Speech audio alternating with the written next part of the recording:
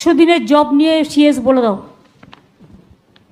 যেটা ম্যাডাম আগেই বলেছেন সেটা আছে 100 দিনের কাজ আমরা টাকাটা পাচ্ছি না, সেটা 7,000 কোটির পেরিয়ে গেছে।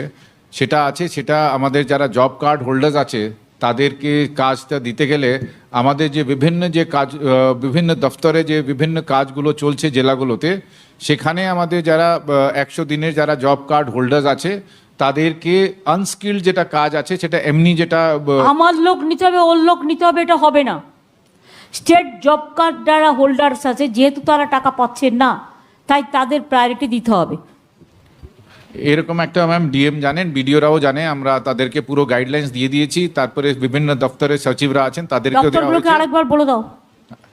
ম্যাম দপ্তরগুলোকে আরেকবার। হ্যাঁ, যেটা আছে মেনলি ম্যাম যেটা আছে এখানে PWD department, irrigation department, WRID department, urban development department, panchayat and rural development department, মূলত এরা এই ডিপার্টমেন্টগুলোতে বেশি কাজ হয়।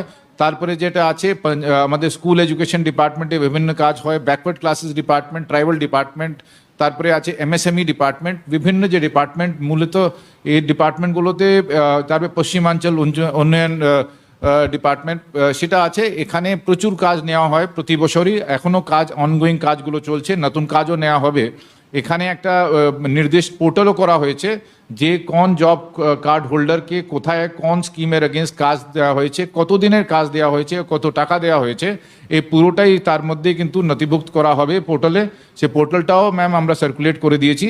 এটা এখনই আমাদের যেহেতু 5 মাস ধরে এরা কাজ সেরকম পাচ্ছে না, পুরোনো টাকাটা যে কাজ করেছে সে টাকাও পাচ্ছে না, সেটা ইমিডিয়েটলি এদেরকে কাজ দিতে শুরু করে দেওয়া হবে।